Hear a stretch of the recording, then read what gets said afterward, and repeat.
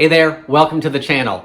St. Patrick's Day is coming. So how about today on the channel, we make some gluten-free Irish soda bread. I'm Jamie with SavorySaver. I share gluten-free recipes, tips, tricks, and resources to make your gluten-free lifestyle easier. So please consider hitting subscribe and let's get started.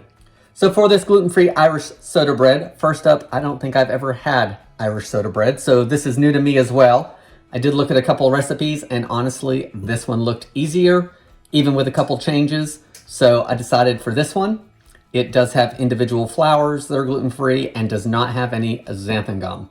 So you want to start in a large bowl with 1.5 cups of white rice flour. I'm just using Bob's Red Mill today. To that, we want to add a 1/2 cup of tapioca starch.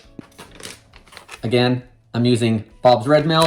Use whatever kind you want. One thing to note was in the reviews, I did notice that some of the reviewers said that they used King Arthur's gluten-free flour blend. So you may want to try that as well and just substitute 2 cups of that for the individual flours. The next dry ingredient we want to add is sugar. I am adding a 1/4 cup of white sugar.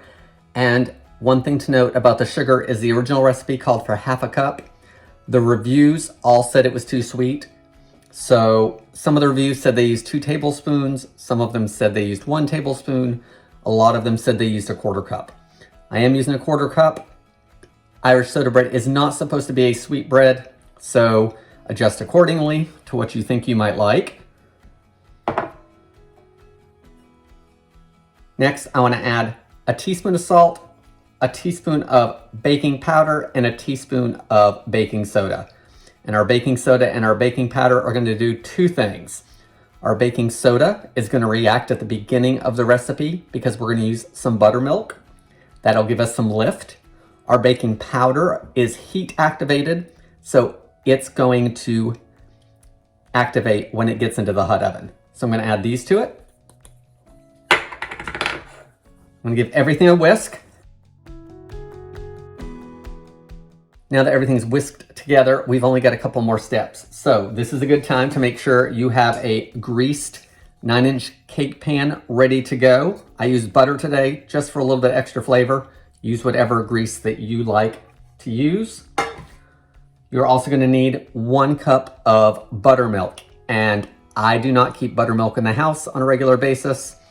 So I've taken 1 tablespoon of white vinegar and added it to my measuring cup, and then brought the measurement up to 1 cup total by using dairy milk.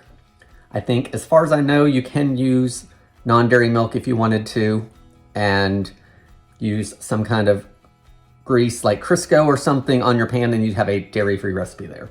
So to the buttermilk, I want to add 1 egg.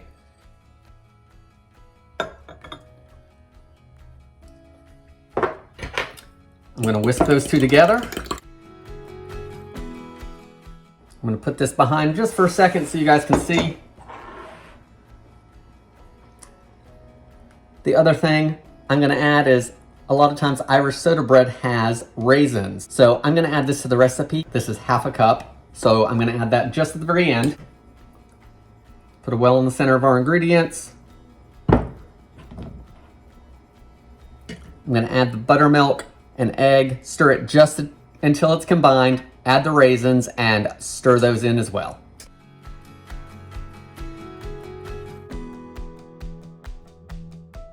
Okay, now that everything's almost blended, let's add our raisins.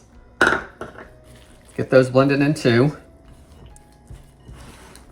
Make sure you're scraping the bottom of your bowl to get those starches up. My oven is at 350. So I'm going to pour this into my greased pan.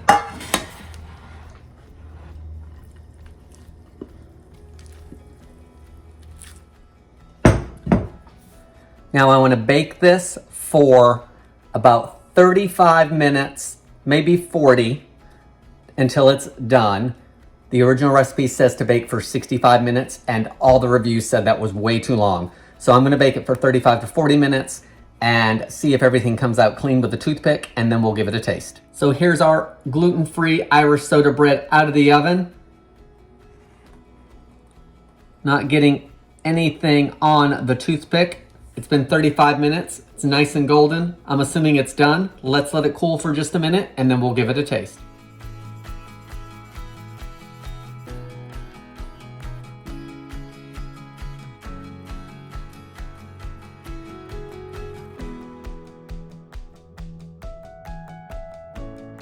Okay, here's our gluten-free Irish soda bread. Let's give it a taste.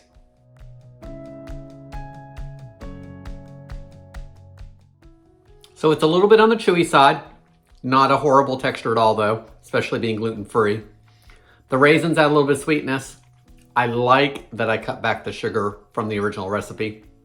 I do think that it's probably way too sweet with a half cup sugar.